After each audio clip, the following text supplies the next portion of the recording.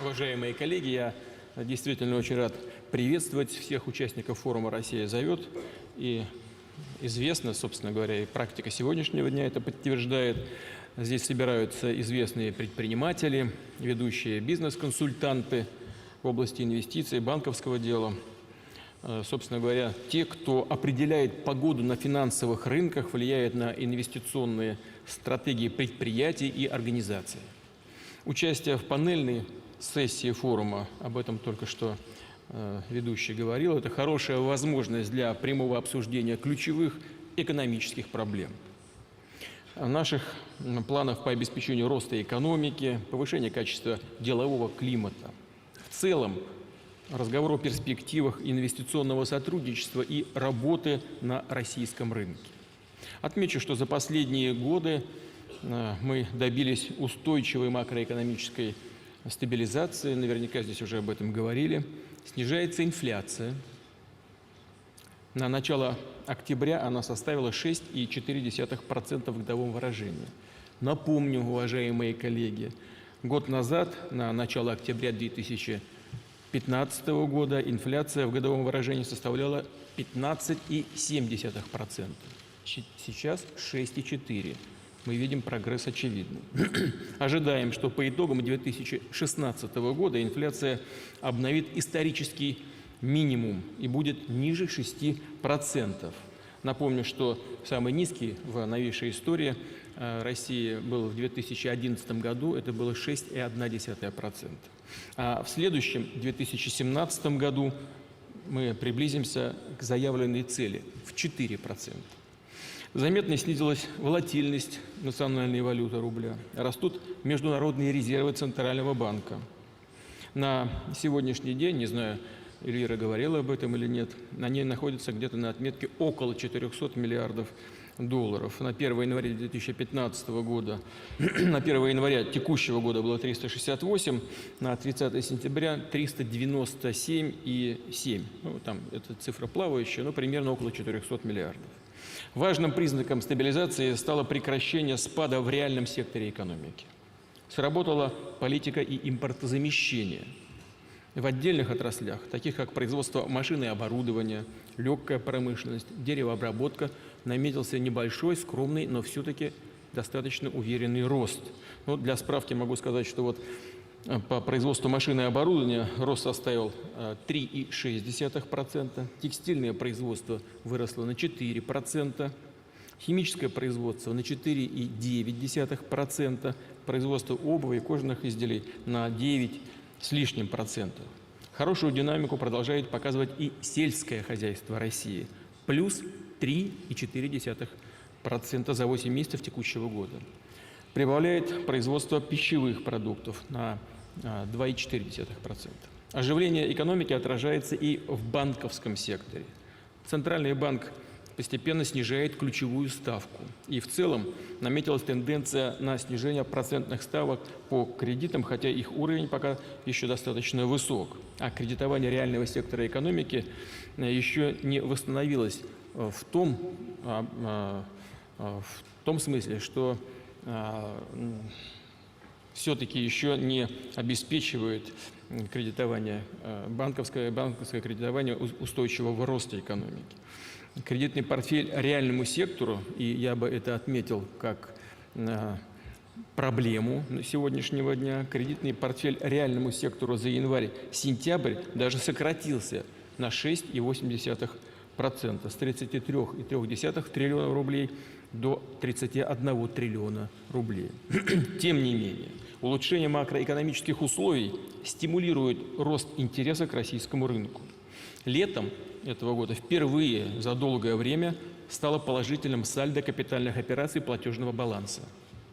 По сравнению с прошлым годом чистый вывоз капитала из России за 3 квартала текущего года сократился, я прошу внимания, в 5 раз до 9,6 миллиарда долларов. Напомню, что за 3 квартала прошлого года вывоз капитала составил свыше 48 миллиардов долларов, а в целом за 2015 год чистый вывоз капитала составил 57,5 миллиарда. Вот сейчас 9,6.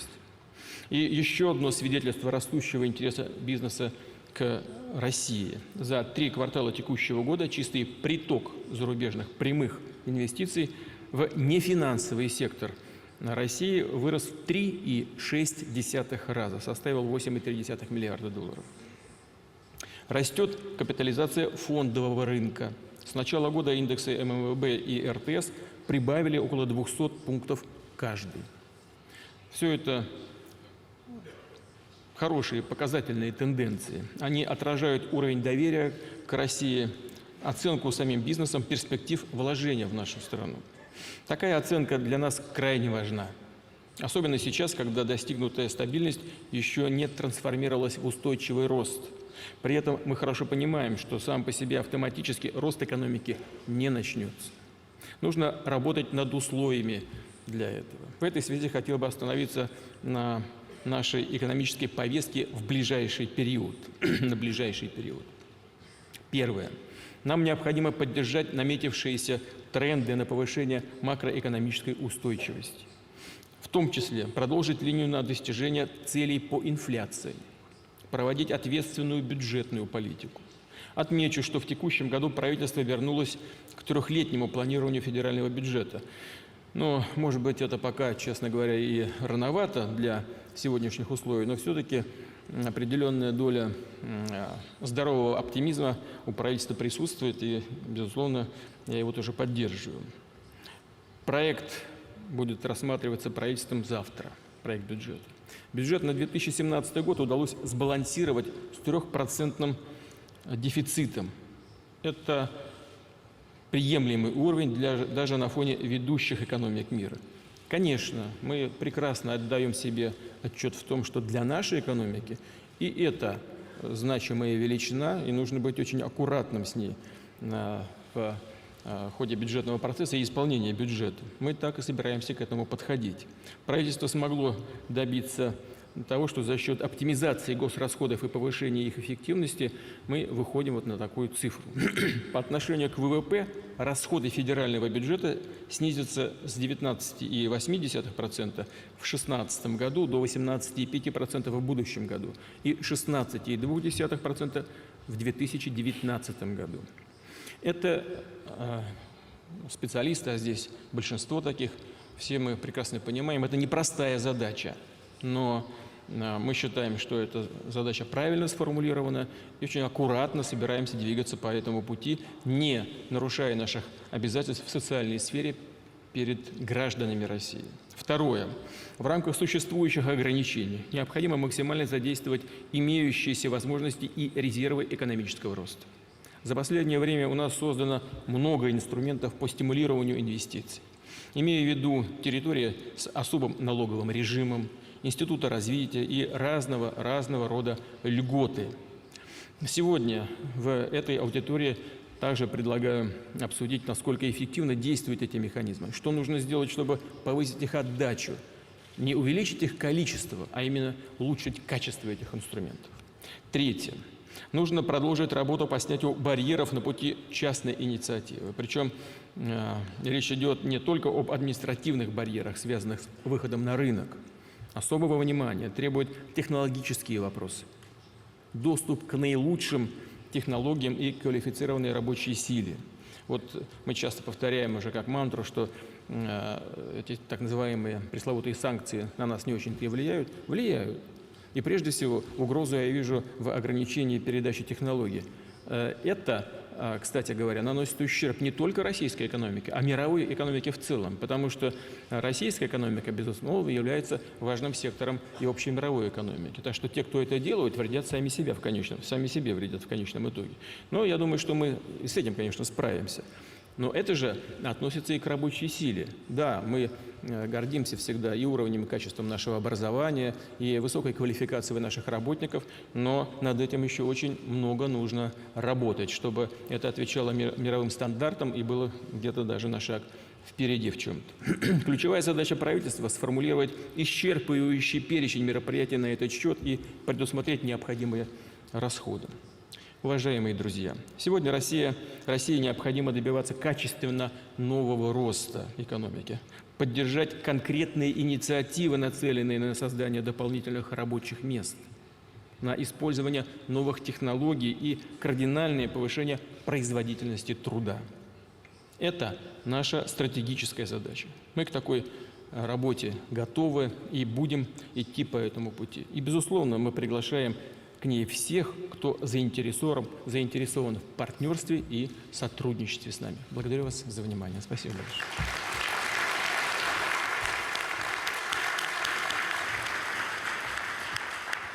Спасибо, Владимир Владимирович. Уважаемые коллеги, у вас сейчас будет возможность задать вопросы к участникам панели.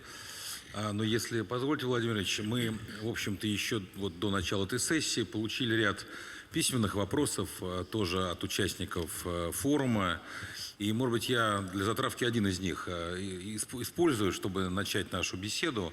Вопрос, он такой достаточно житейский, наверное.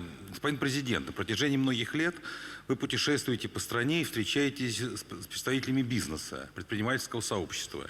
Если сравнивать последние впечатления с вашими наблюдениями, скажем, 10 лет назад, какие наиболее существенные изменения в настроениях, проблемах, интересах предпринимателей вы бы отметили?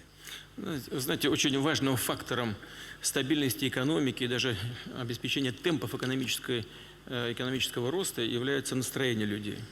Уверенность их в собственных силах, уверенность в способности государства решать стоящие перед страной задачи. И вот эта уверенность людей, она совершенно очевидно стала выше. Но это и в то же время, безусловно, накладывает на все органы власти, управления, на правительство, на президента, на депутатов Государственной Думы, на парламент, на региональные власти особые задачи. Вот этот тренд нужно сохранить, поддержать и развивать дальше. Я очень рассчитываю, что нам это удастся. Спасибо.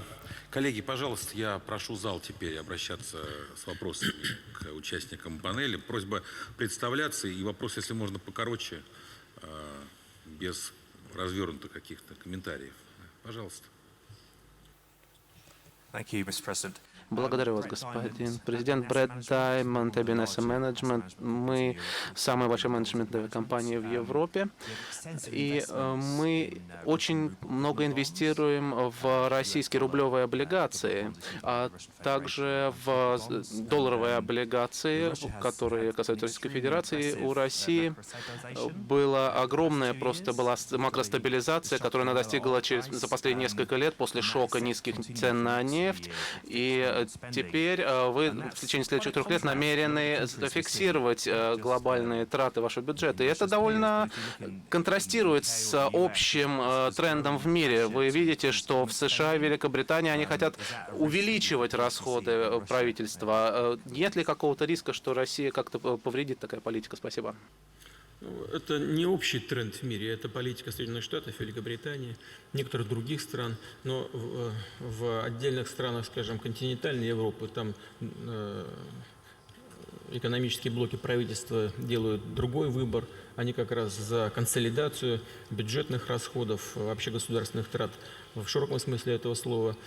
Ну, правда всегда где-то посередине, и мы стараемся так очень золотую середину выбрать. Как вы видели, я говорил это в своем вступительном слове, мы будем ограничивать неэффективные траты и повышать эффективность государственных расходов практически по всем направлениям. Вот в этом, собственно говоря, и одновременно повышать качество управления в самом широком смысле этого слова. Вот, на мой взгляд, если мы сосредоточимся на решении стоящих перед нами задач вот такими средствами, нас ждет успех. Спасибо. Коллеги, пожалуйста. Кто следующий? Пожалуйста. Благодарю вас, господин президент. Адам Меджин, Месслер Asset Management, Германия. У нас есть Восточноевропейский фонд, $500 миллиарда в Восточную Европу инвестируем, Россию больше всего из этих инвестиций, поэтому для нас Россия очень важна. Вопрос по экономическим показателям. В сравнении с 2015 и 2016 годами уровень цен на нефть практически не изменился, и санкции тоже не менялись. Но экономика пыталась вернуться на путь роста. На ваш взгляд, каковы ограничивающие факторы, ограничивающие рост экономики, и какие структурные реформы необходимы для преодоления вот этих негативных тенденций в росте? Спасибо. Самое главное для нас — повышение производительности труда.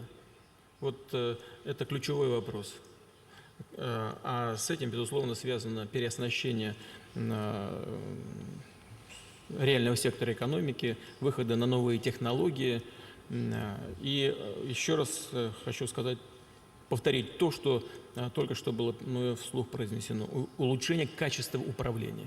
Вот низкое качество управления – один из факторов сдерживания экономического роста. Ну и там, конечно, целый набор того, что мы называем диверсификацией экономики в целом. Вот поэтому мы уже заявляли эти наши приоритеты. Они в этом смысле не меняются, будут и дальше нами использоваться. Но, конечно, я вот тоже уже сказал, мы очень рассчитываем на активизацию работы наших банковских институтов по направлению инвестиционной деятельности. Ну и сами будем поддерживать и развивать те инструменты, о которых вы хорошо знаете, о которых я тоже уже говорил. Это и свободные зоны, зоны с опережающим развитием, льготирование различного вида деятельности, в том числе малого среднего бизнеса, высокотехнологичных производств и так далее. Габриэль Спихель, Мальхан Asset Management. Спасибо большое за ваши мысли, господин президент. Вопрос мой связан с ролью госбанков, банков с государственным контролированием. За последние 2 года мы наблюдали устойчивую концентрацию в российском банковском секторе и также в внутреннем секторе кредитования. Нишу занимают госбанки.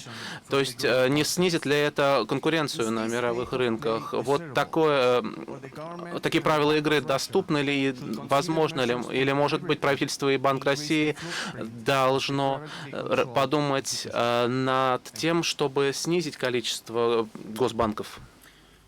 Вы знаете, эта ситуация в России по консолидации банковских активов, она ничем не отличается от общемирового тренда.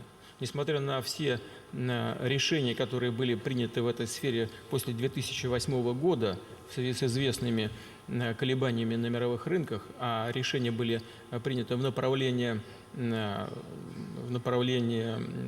недопущения монополизации рынка и так далее, они не выполняются нигде. И консолидация банковских активов везде происходит. Россия в этом смысле не исключение, потому что до сих пор не найдено никаких эффективных рыночных инструментов сдерживания этой консолидации. Да, действительно, у нас, скажем, 4 основные банки с госучастием. Это Сбербанк, вот ВТБ, хозяин на сегодняшней площадке для наших дискуссий, потом Газпромбанк и Россельхозбанк. У них, что называется, контрольный пакет. У них больше 51% активов. Это так. Повторяю, и в мире то же самое происходит. Но хочу обратить ваше внимание на то, что у нас в России, несмотря на предпринимаемые банком России, ЦБ России, действия по избавлению рынка от различных квазибанковских структур или лишения их лицензии, все-таки в России свыше 600 банков, почти 600 банков. А если взять и другие кредитные учреждения, будет свыше 600, 647, по-моему, 648. То есть количество банковских систем у нас достаточно. И в десятку крупнейших входят и банки с частным капиталом, и прежде всего с частным капиталом. Вот да, 4 вот этих, они у нас занимают лидирующие позиции. Мы здесь не видим каких-то больших проблем. То, что Банк России делает, думаю, что все эксперты понимают, о чем идет речь. Нужно избавить банковскую систему от неэффективных и ненадежных финансовых учреждений. Только при этом, безусловно, нужно делать это аккуратно, с тем, чтобы не страдали участники экономической деятельности и граждане. Нужно вовремя, своевременно и в объемах, предусмотренных законом, выплачивать соответствующие компенсации. Но в чем, я считаю, виноват Банк России, ну, во всяком случае, за прошлые годы? Надо было своевременно принимать это решение раньше. Вот в чем все дело. Но лучше поздно, чем никогда. Но, повторяю, очень аккуратно, особенно нужно следить за интересами физических лиц, вкладчиков банка, граждан страны. Ну и в чем здесь, по какому направлению надо идти?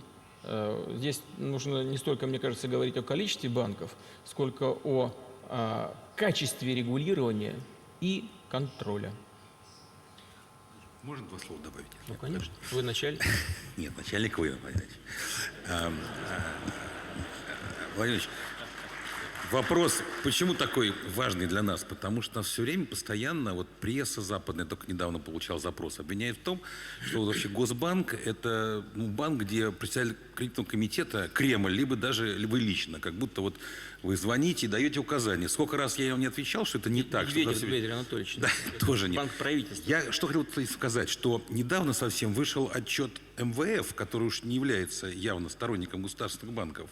И вот руководитель этого отчета, господин Карл Хабермайер, комментируя его, сказал, что хотя государственные банки вот в разных экономиках развивающихся считаются, что они действуют по указке правительства, для России это не актуально, что в России государственные банки, как он пишет, действуют абсолютно в конкурентном и коммерческом поле и не отличаются по своей деятельности от частных коммерческих банков. Поэтому вот всех, кто волнует вопрос, можно посмотреть на страничке МВФ, и посмотреть, что даже МВФ признает, что в России нет разницы между, по большому счету, государственными с точки зрения функционирования, поэтому тема на самом деле достаточно надуманная, на мой взгляд. Спасибо. Тогда и я еще кое-что добавлю по поводу указаний. Если бы мы давали указания соответствующие по оперативному управлению, по оперативной деятельности банковских учреждений с госучастием, то тогда, я думаю, что и кредитование инвестиционной деятельности со стороны банков было бы другой. Сегодня, для справки, могу сообщить или напомнить о том, что кредитование инвестдеятельности через банковские учреждения составляет всего 8%. И, значит, 50% инвестиций осуществляется за счет собственных ресурсов участников экономической деятельности, 18% за счет бюджета, как правило, федерального бюджета, и только 8% за счет банковских учреждений. И это при том, что прибыль банков по сравнению с прошлым годом составила очень заметную цифру – 600%. 600%. Правда, будем исходить из того, и нужно признать, что в прошлый год, может быть, цифра была очень маленькая, от этой небольшой цифры рост составил 600%. Но если посмотреть на собственный капитал, а он большой, если я сейчас ошибусь, Эльвира меня поправит, где-то 9 триллионов рублей, если к этому присовокупить еще активы, то вот по этому показателю собственный капитал плюс активы, вся банковская система России находится в очень хорошем состоянии здоровья. Минимальный показатель по расчетам Банка России должен быть 8 с небольшим процентов, а у них 12,5%. Так что мы очень рассчитываем на то, что без всякого административного вмешательства в деятельность финансовых, банковских, прежде всего, учреждений, и в том числе с госучастием, их роль в финансировании, кредитовании российской экономики, реального сектора экономики будет расти. Если бы давали указания, банк ВТБ работал бы еще лучше, Владимир Владимирович, это точно, абсолютно. Я в этом не сомневаемся, на самом деле. Так, пожалуйста, кто? Коллеги, здесь, да? Может, здесь, да? А следующий Джефф будет из CNBC. Он вопросы вредные задает всегда. Надо, наверное, один вредный вопрос тоже послушать. Благодарю вас, господин президент. Грег Велчер, бывший член Конгресса США, а сейчас партнер в юридической фирме. Меня беспокоит ухудшающееся качество взаимоотношений между США и Россией. Это такой ведущий вопрос в нашей президентской кампании, предвыборной. И мне кажется, что бизнес и в России, и в США чувствуют себя лучше, когда отношения между нашими странами сильнее. Поэтому мне было бы интересно узнать ваше мнение о том, какова природа наших двусторонних отношений, как они будут развиваться, и какие шаги, как вы думаете, необходимо предпринять, чтобы усилить наши отношения, а особенно в интересах снятия санкций, связанных с вопросом Украины. Какие барьеры вы видите на реализации Минских соглашений, на пути реализации Минских соглашений, и когда, как вы думаете, будут реализованы Минские соглашения полностью? Мы тоже озабочены ухудшением российско-американских отношений. Это не наш выбор. Мы к этому никогда не стремились. Наоборот, мы хотим иметь отношения дружеские с такой огромной, великой страной, с ведущей экономикой мира, как американская экономика. Вот вы сейчас упомянули о кризисе на Украине. Но это же не мы ли довели до государственного переворота на Украине? Разве мы это сделали? Нет. Но даже особенно наши американские партнеры не скрывают, что в значительной степени они стояли за этим, финансировали радикальную оппозицию, довели до неконституционного способа смены власти. Хотя можно было сделать совсем по-другому. Бывший президент Янукович все требования подписал и готов был провести досрочные выборы. Вместо этого способствовали госперевороту. Зачем? Когда мы вынуждены, я хочу подчеркнуть, вынуждены были защищать и русскоязычное население на Донбассе, вынуждены были отреагировать на стремление людей, живущих в Крыму, вернуться в состав Российской Федерации, тут же начали раскручивать новый маховик и антироссийской политики и введения санкций.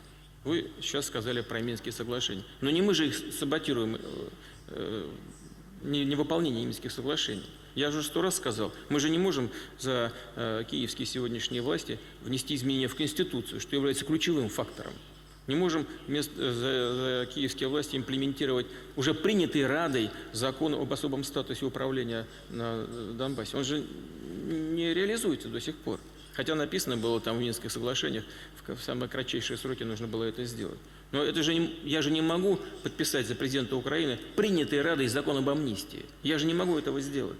Все время ссылаются на то, что этого всего нельзя сделать, поскольку в зоне конфликта на Донбассе перестрелки идут. Но вот 9 сентября, по-моему, ополчение Донбасса в одностороннем, хочу сказать, порядке заявила о том, что они даже отвечать не будут на обстрелы со стороны украинских вооруженных сил. Ну и чего?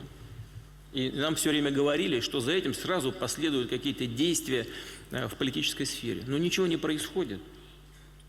Даже прямых контактов между представителями Донбасса и официальными властями киевскими нет до сих пор. Но поэтому, если кто-то действительно хочет выполнения этих соглашений, но нужно влиять на все стороны этого конфликта, прежде всего, в данном случае, на киевские власти. Чего мешает это сделать, я не понимаю. Без выхода на политические договоренности ничего не будет продвигаться. Это первое. Теперь в глобальном плане. Вы знаете, с действующей администрацией очень сложно вести диалог. Ведь диалог, вы бывший конгрессмен, я не знаю, всегда ли так было, но диалога практически нет. Он как выглядит? Администрация формулирует, что ей нужно, а потом настаивает на том, чтобы это было исполнено. Но это не диалог, это диктат какой-то. И так почти по каждому вопросу. Мы-то готовы к диалогу, но диалог – это поиск компромиссов. Теперь я отвечу на главное. Вот что нужно для этого сделать, для того, чтобы ситуация нормализовывалась? Нужно вести себя партнерски и учитывать интересы друг друга. Мы к этому готовы. Спасибо.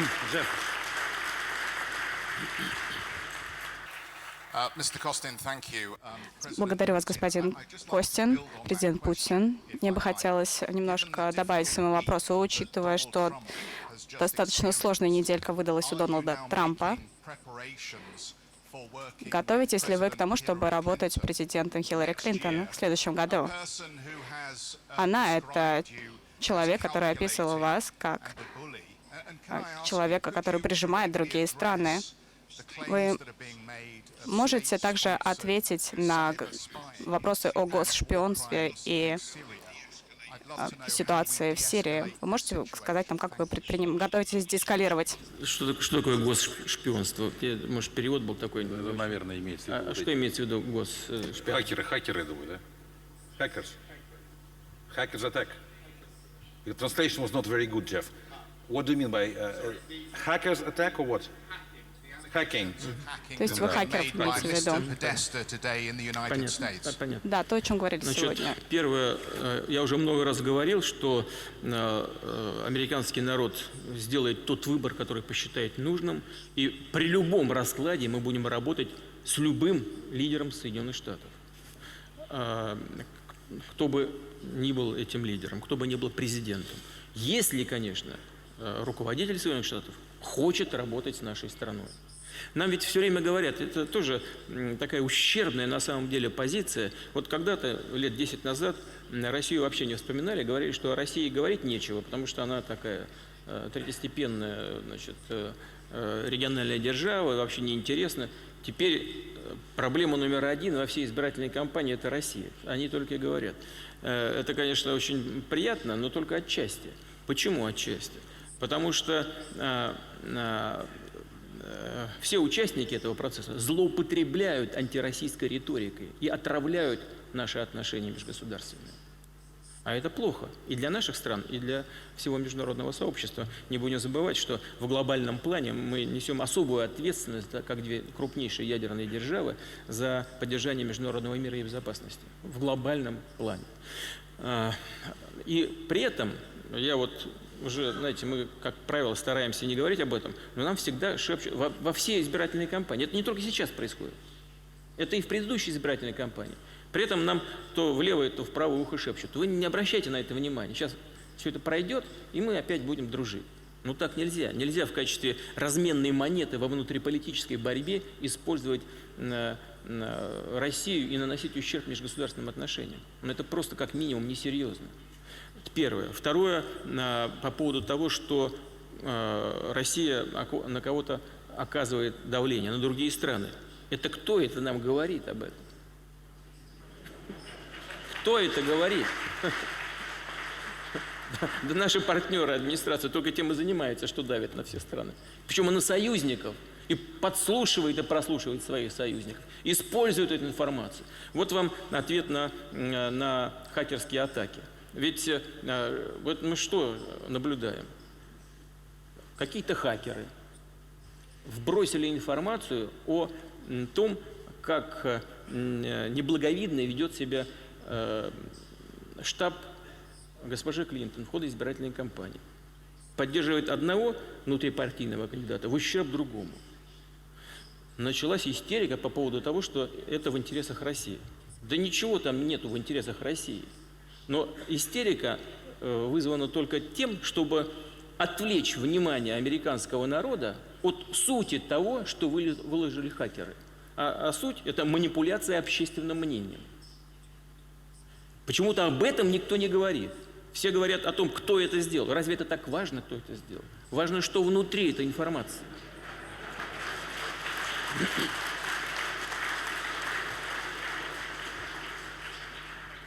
Ну вот, пожалуй, я ответил. Спасибо. Пожалуйста, вот, второй сектор. Monsieur le Président, je m'appelle Philippe Égorier, je suis le président d'Alstom en Russie. Alstom est investisseur en Russie. Господин президент, я представляю Alstom. Когда вы были премьер-министром, 25% производителей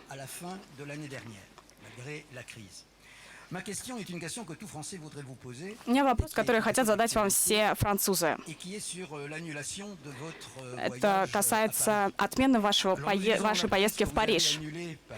Вы Вы отменили свой визит, потому что программа президента слишком часто менялась. Мы понимаем, что позиция Олланда была продиктована вето России по Сирии в Совете Безопасности. Скажите, пожалуйста, вы не думаете, что ваша реакция слишком риска? А во-вторых, какой сигнал вы направляете инвесторам? Потому что французские инвесторы привыкли к хорошим отношениям между Россией и Францией. И, как вы понимаете, мы хотим сохранить эту привычку. Alstom очень серьезная компания. У меня вообще, я так считаю, очень такая устойчивая химия сложилась с рядовым российским гражданином. И я уже достаточно долго исполняю обязанности президента, но даже я не могу сказать, что я вот от имени каждого российского гражданина могу выступить, потому что не уверен, что знаю настроение каждого человека. Но Alstom, тем не менее, компания большая и, конечно, наверное, может говорить от имени всего французского народа. Во всяком случае, вопросы задавать. Но вы знаете, мы, как правило, вот вы сейчас сказали, что наша реакция была слишком жесткой на французский проект резолюции в Совете Безопасности ООН по Сирии. И это вызвало такую реакцию со стороны наших французских партнеров и друзей. Ну, во-первых, я хочу сказать, что мы очень дорожим отношениями с Францией и считаем Францию одним из наших приоритетных партнеров в Европе. Это сложилось исторически, это и сегодня так.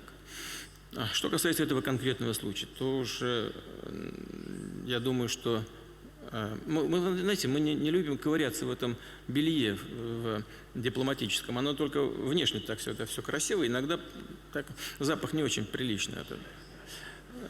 Но если мы вынуждены, то мы тогда должны что-то говорить. Я вам отвечу.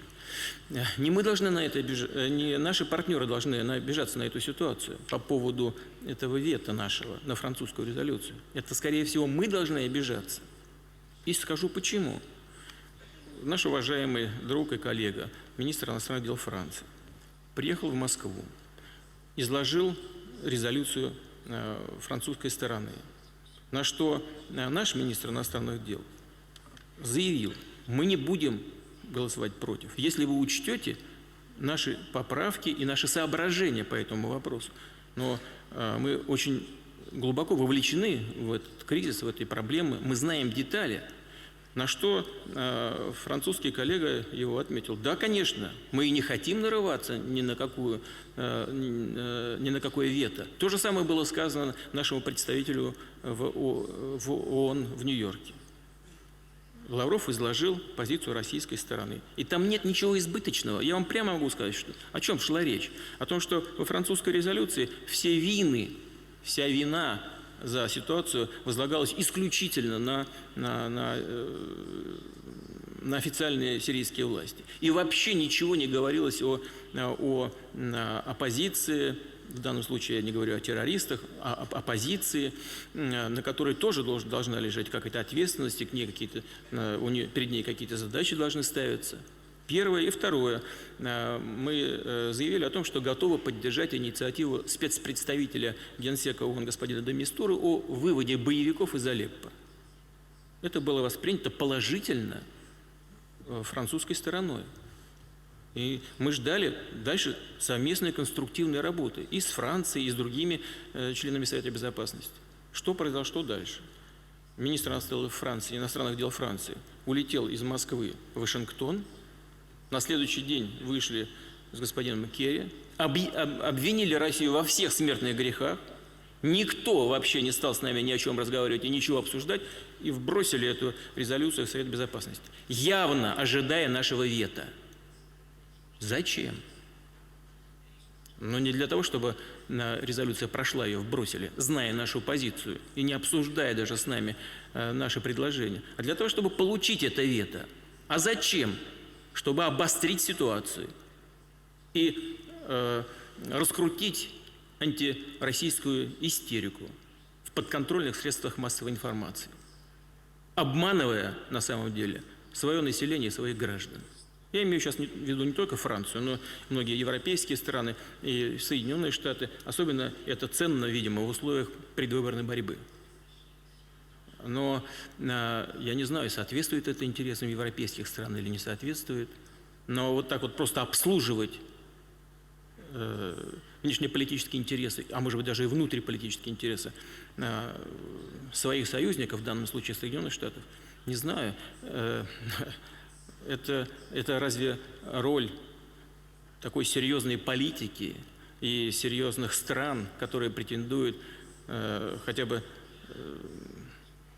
проводить на то, чтобы проводить независимую внешнюю политику и называться великими державами? Я не знаю. Мы готовы работать со всеми партнерами, в том числе и с французскими, и с европейскими, по этой очень важной, острой проблеме. Мы же видим, что происходит. Да? Огульные совершенно обвинения России во всех смертных грехах, во всех преступлениях. Удар по этой гуманитарной колонне. Но мы-то знаем, кто нанес удар по этой гуманитарной колонне. Это одна из террористических организаций. И мы знаем, что, скажем, американцы об этом знают. Но предпочитают занять другую позицию, заняться огульными обвинениями в адрес России. Это делу не поможет. Это вот как раз то, о чем я недавно говорил. Это такой способ ведения дел на международной арене, который называется давлением и шантажом. Но в отношении России это никогда не проходило и не пройдет. Спасибо. Коллеги, напоминаю, что у нас экономический форум. Может, какие-то вопросы по экономике тоже найдутся. Пожалуйста, давайте разберемся. So, Mr. President, I'm Kevin Chen from Fosun Group. I'm the chief representative of our Moscow office. Представляю отделение Fosun Group в Москве. У нас одна из самых крупных инвестиционных групп в Китае. Сейчас у нас очень крупные активы. Это первый раз, когда мы участвуем. В 2014 году был первый форум, и мы уже тогда инвестировали сотни миллионов долларов в США, в Россию. Сейчас мы также активно инвестируем. Отношения между Россией и европейскими компаниями были достаточно сложными. Мы видели, что предпринимались усилия для того, чтобы Россия и другие страны в Южной Азии и в Азиатско-Тихоокеанском регионе сотрудничали друг с другом. Вы видите какие-то конкретные результаты этих усилий? Какие новые направления вы видите в сотрудничестве России и Тихоокеанском регионе? Мы давно и традиционно развиваем наши отношения со странами Азиатско-Тихоокеанского региона. В этом контексте особое место, безусловно, занимают наши особые стратегические отношения с Китайской Народной Республикой. В страновом измерении это наш самый крупный торгово-экономический партнер. Да, за последние годы со многими странами региона, в том числе и с Китаем, за последние пару лет объем торгово-экономических связей у нас снизился, но все-таки он остается значительным. С Китаем по прошлому году у нас 63,5 миллиарда долларов оборот. Но, повторяю, с некоторыми странами он снизился, с некоторыми немножко вырос, например, с Вьетнамом. С Вьетнамом мы наблюдаем рост товарооборота. И хотел бы отметить, что нас особенно радует в последнее время, это то, что происходит диверсификация наших отношений со странами Азиатско-Тихоокеанского региона. И с Японией, и с Индией, и с Китаем, и с Республикой Корея, и другими государствами. Здесь и машиностроение, здесь и космос, здесь и высокотехнологичная энергетика, я имею в виду атомную энергетику. И что особенно важно, это то, что инвестиционные потоки, они движутся в обе стороны, как в Российскую Федерацию, так и из России. Скажем, ряд очень крупных инвестиционных проектов, особенно в области атомной энергетики, в значительном объеме финансируются из российских источников. Что мы можем предложить нового, что могло бы помочь решить те задачи, перед которыми мы стоим, и что могло бы толкнуть дальше наши отношения. Это строительство взаимоотношений между Евразийским экономическим союзом и упомянутыми вами странами, в том числе и с Китайской Народной Республикой. Например, мы уже подписали, и не только подписали, а вступило в действие наше соглашение с Вьетнамом о зоне свободной торговли. Это уже состоялось. Мы сейчас запустили процесс всеобъемлющих переговоров о строительстве отношений экономических между Китаем и Евразийским экономическим союзом с тем, чтобы совместить китайские идеи, на наш взгляд, очень перспективные, интересные по так называемому экономическому поясу шелкового пути и нашим Евразийским экономическим союзом. И это очень важный большой процесс. Но, разумеется, мы будем продолжать нашу работу в рамках Шанхайской организации сотрудничества, тем более, что она приобретает внушительные, серьезные масштабы, по сути, глобальной организации за счет приема туда Индии и Пакистана. Вот все это нас настраивает на очень оптимистический лад, имея в виду, что сегодня у нас объем торгово-экономических связей с азиатскими странами, со странами Латинской Америки примерно 28%, но, безусловно, очень хорошая тенденция к росту. Спасибо, господин президент. Я часто слышу дискуссии о отмене госвизита в Париж, но, как сказано только что, был это экономический форум. Вы часто говорите о Европе, Америке, Азии, но, насколько я понимаю, все ресурсы сосредоточены в Африке и потенциал роста в Африке. И мы получали много уроков о том, как мы должны заниматься бизнесом. Вот Россия и ваше лидерство хочет вовлечься больше в инвестирование, в партнерство в Центральноафриканский регион с центральноафриканскими странами.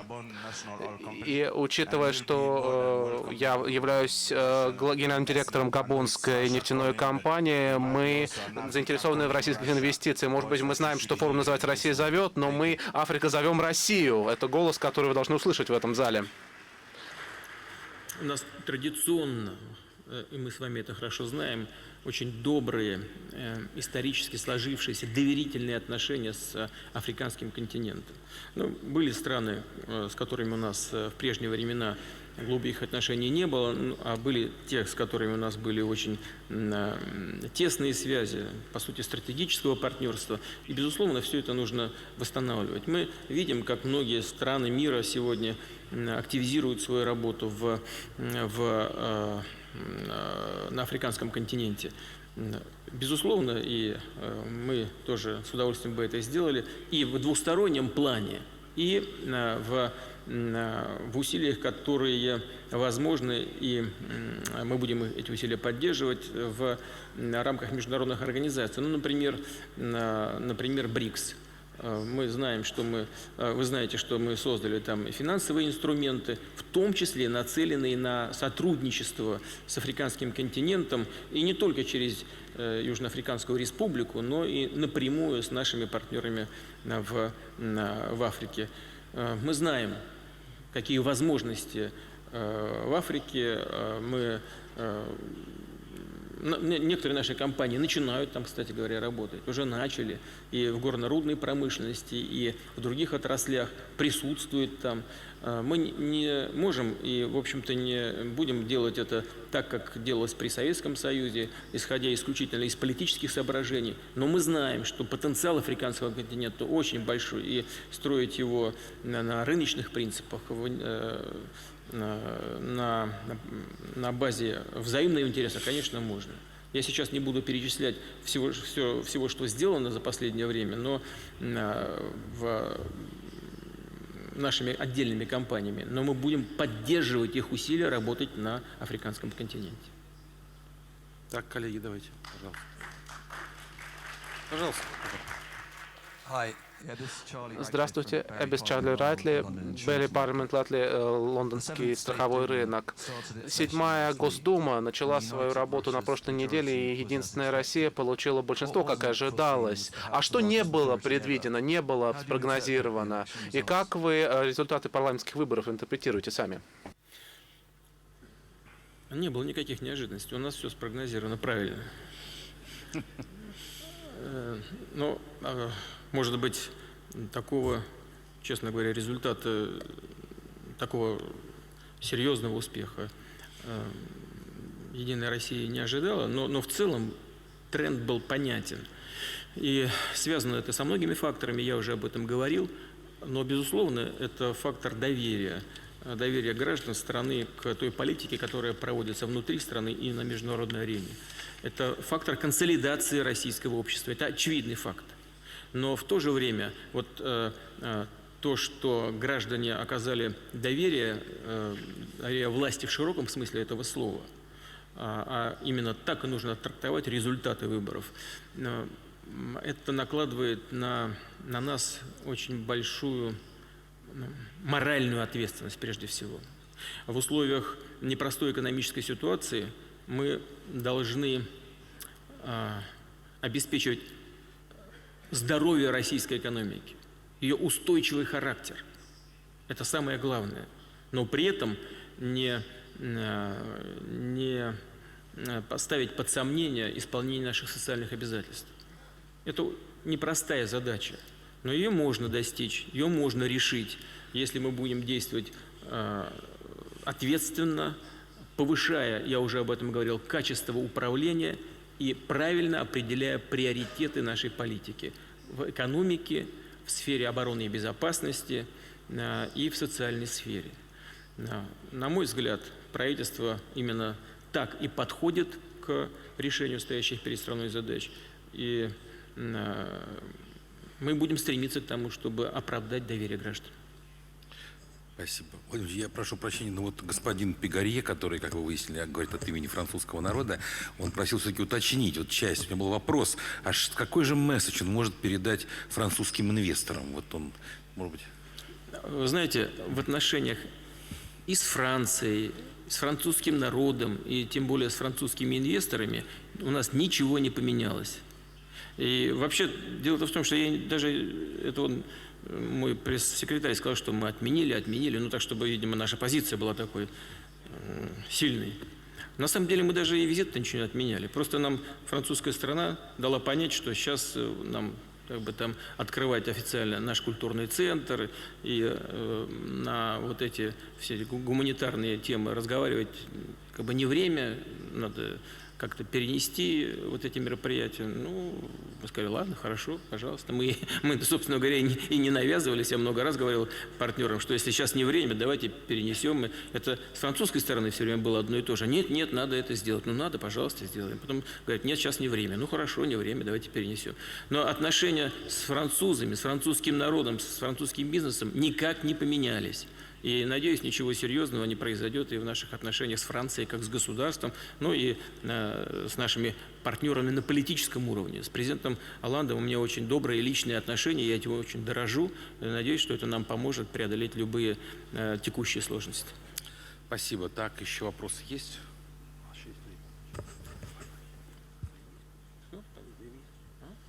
Времени никогда нет. Но если вопрос есть, спрашивать, время есть, времени никогда нет. Но вопросы есть, я так понимаю. Давайте мы, в общем, попробуем так несколько последних. Вот там вдалеке номер 8, да, что это? Спасибо. Александр Бранин, Prosperity. Владимир Владимирович, здравствуйте. Здравствуйте.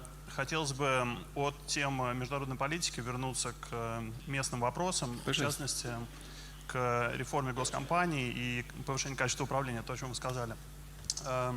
Мы видим, что во многих российских госкомпаниях достигнуты очень большие успехи, и это, допустим, Роснефть, Алроса, Аэрофлот, и в нашем портфеле сейчас это рекордная доля именно в госкомпаниях, 40%, потому что мы видим там большие перспективы.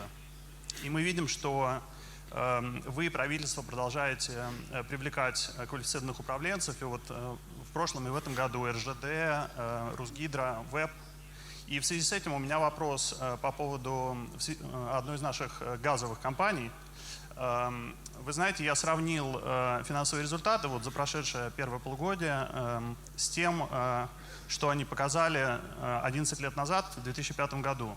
Почему это интересное сравнение? Потому что цены на газ на экспортном рынке и объемы, проданные за рубеж, практически совпадали вот в 2005 году и сейчас в 2016.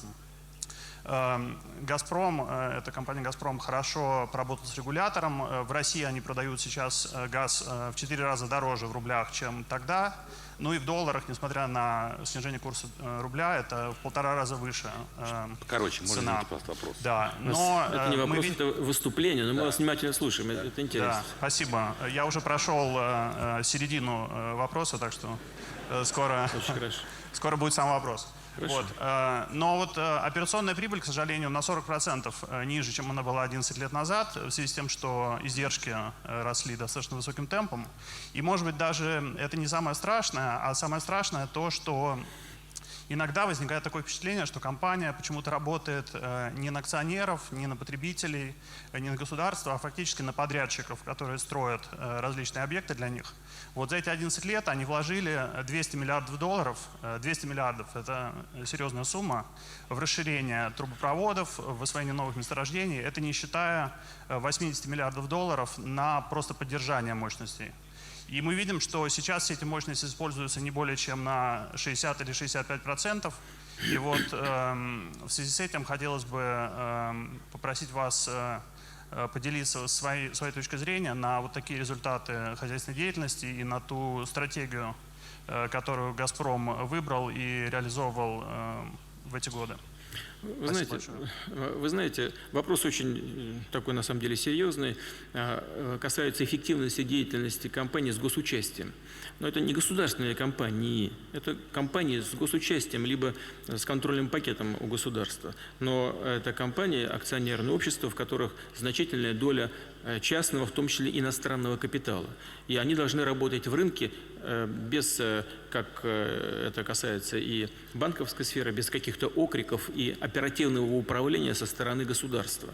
Так оно на самом деле и происходит. Насколько эффективна эта работа, правильны ли эти вложения на падающем рынке в расширение инфраструктуры, в добычу или нет, это дело, скажем, прежде всего экспертного сообщества и представителей государства в органах управления. Хочу вас проинформировать, что до конца этого года я сам намерен встретиться с представителями наших крупнейших компаний с госучастием, а правительство и администрацию президента, экономическое управление буду просить подготовить соответствующую информацию и анализ того, что и как было сделано за предыдущий период, в том числе вот за этот год. И будем тогда давать оценки на эффективности деятельности той или иной компании с госучастием. Что касается стратегии развития, то здесь, наверное, не нужно говорить о том, что компания работает на своих подрядчиков. Здесь нужно говорить о том, правильно она делает, что на падающем рынке занимается расширением объемов производства, скажем, газа и расширением инфраструктуры или нет, или нужно подождать.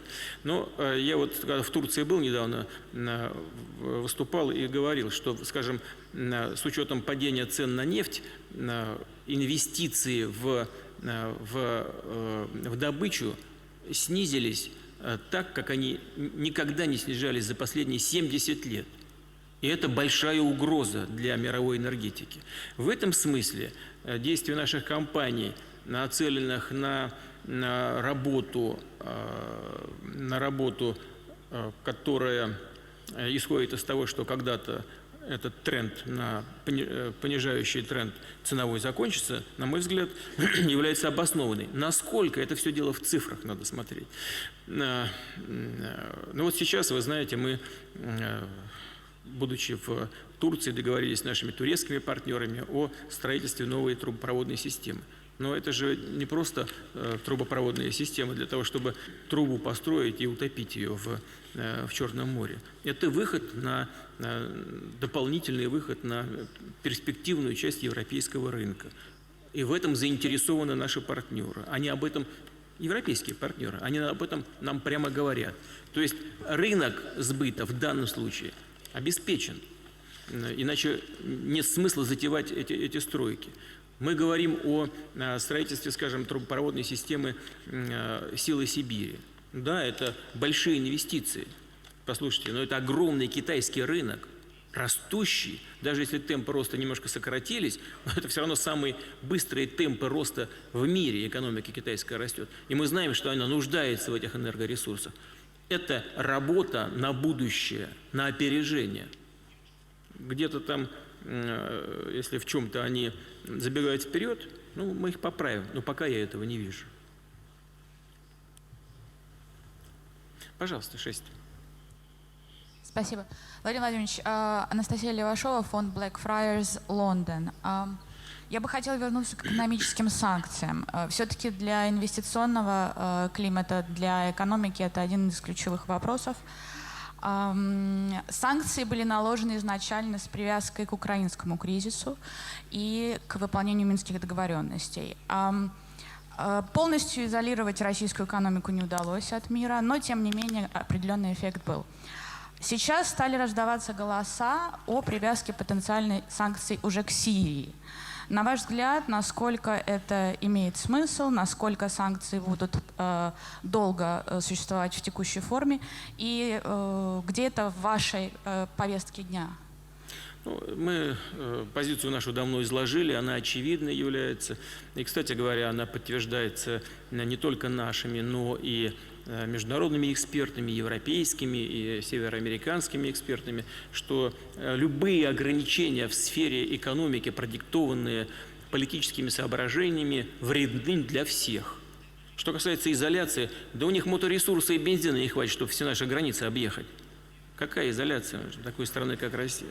Значит, это просто исключено. Но это просто, это что это такое? Это инструмент давления. И мы считаем, что это вредно очень. Нужно идти не по пути давления и шантажа, а по пути поиска компромиссов. Я 100 раз уже сказал, что мы готовы к поиску этих компромиссов. Мы очень бы хотели, чтобы и партнеры к нам так относились. Но вот что является принципиальным, и что мы все должны понять, мы для себя прежде всего должны понять. Если мы будем поддаваться этому шантажу, мы в конечном итоге потеряем и в сфере экономики. Потому что превратимся в какой-то экономический придаток, кого бы то ни было. Этого Россия не может допустить, потому что она этого не переживет.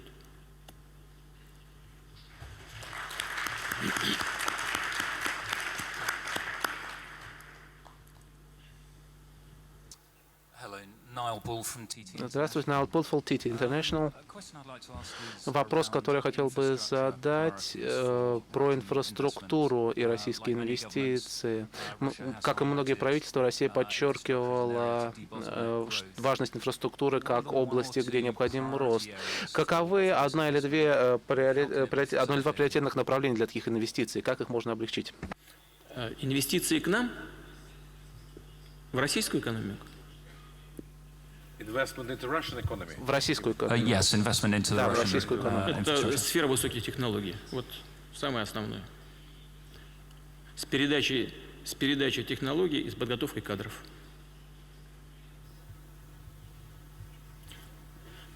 Два, пожалуйста.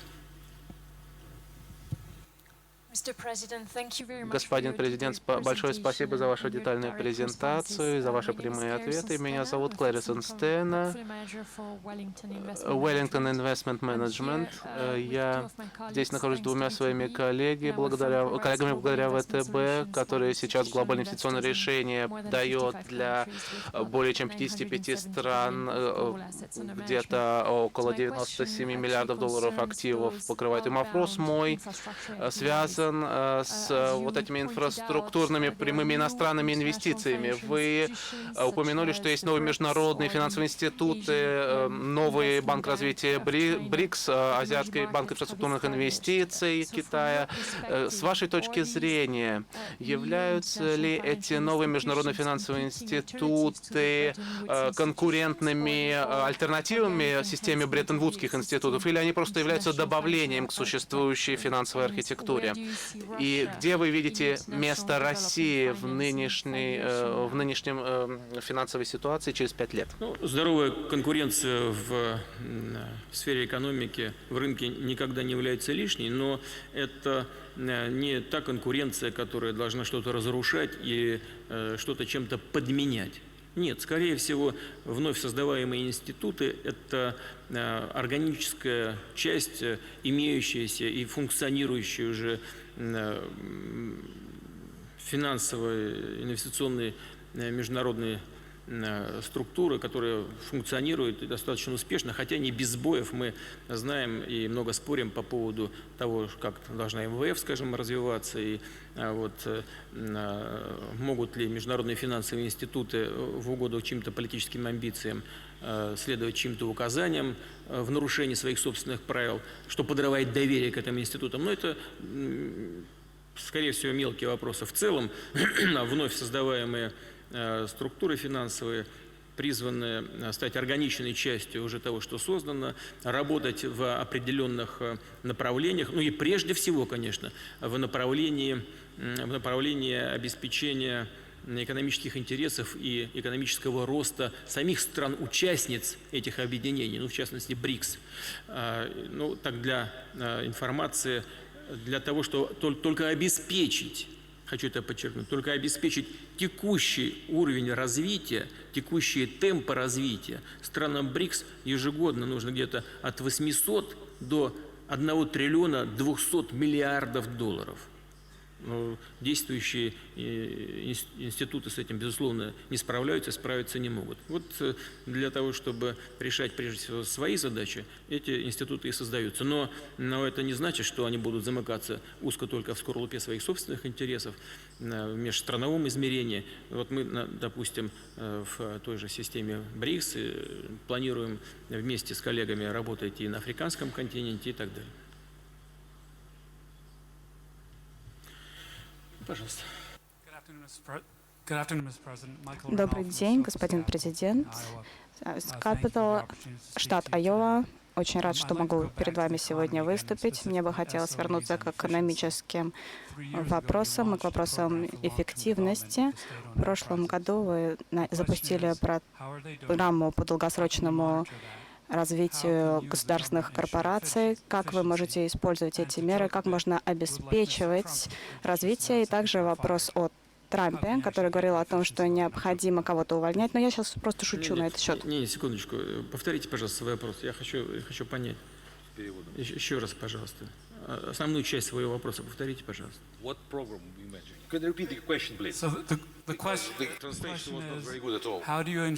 Как вы обеспечиваете эффективность в программе долгосрочного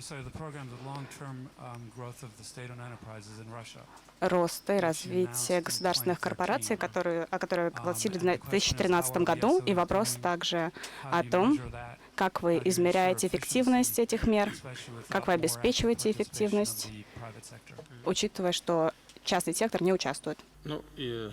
Во-первых, частный сектор участвует. И все будет и больше участвовать. Одна из задач, которые стоят перед корпорациями, крупными нашими корпорациями с госучастием, это в распределении распределение заказов на исполнение их основной деятельности среди мелких и частных предприятий. И вот за прошедший год мы сделали в этом отношении очень серьезный шаг вперед. Объем заказов со стороны крупных российских корпораций в адрес мелкого и среднего бизнеса вырос в разы. И это очень существенный фактор внутреннего роста российской экономики. Что касается того, как мы намерены обеспечить их совершенствование их работы, то здесь существует известный, ничем не отличающийся от других стран мира инструмент – это через участие представителей государства в органах управления. Но при этом мы, так же вот как в случае, скажем, с «Газпромом», мы напрямую никогда не вмешиваемся в оперативное управление компаниями, предоставляем возможности права работать на равных со всеми участниками рынка. Пожалуйста. Спасибо большое, Владимир Владимирович. Я из одной китайской высокотехнологичной компании. По-видимому, из много вопросов мы поняли, что в мире, к сожалению, есть многие люди, которые не уважают, не поддерживают голос России, не понимают ее позицию. Но с другой стороны, мы как китайская компания, мы поддерживаем и спонсируем телевизионную программу «Голос России». Вот. И вопрос в том, что мы на Питерском экономическом форуме мы объявили о том, что мы планируем на следующие годы инвестировать в Россию, российскую экономику от 500 миллионов до миллиарда долларов. Но это именно в онлайн-кинотеатры и видеоконтентной составляющей. К сожалению, что в последнее время мы услышали, что есть определенная, скажем, лимитация, склонность к лимитации иностранного капитала в этом сегменте рынка.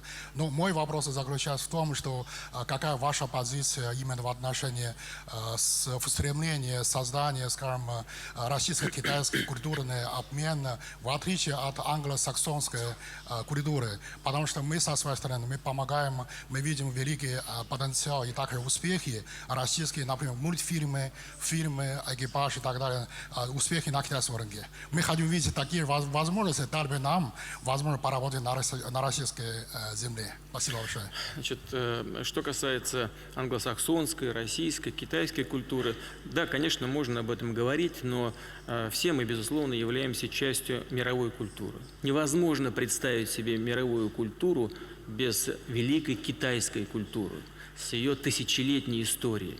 В основе целых пластов мировой культуры являются достижения китайского, лежат достижения китайского народа, даже если об этом кто-то не знает. Но это так. Ну, есть, конечно, безусловно, есть очень большое своеобразие у каждого народа, у каждой культуры.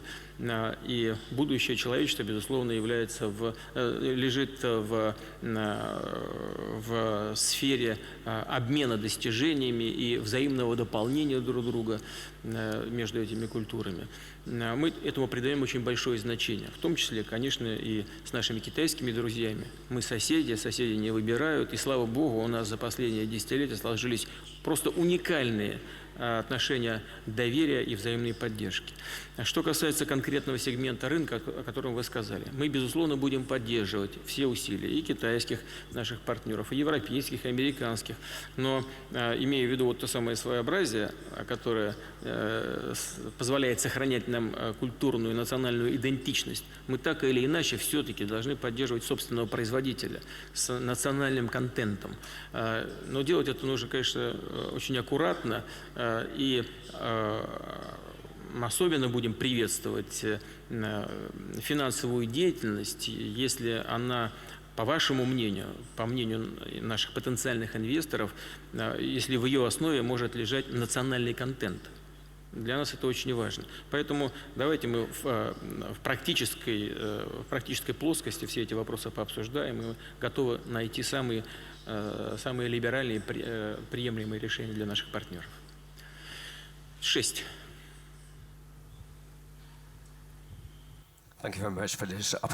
Благодарю вас за возможность выступать здесь перед вами. Я представляю BGG Investments. Вопрос будет короткий и связан с экономикой. Хотелось бы спросить программу приватизации правительства и, в частности, Башнефть. В нашем сообществе инвесторов мы были удивлены, когда правительство решило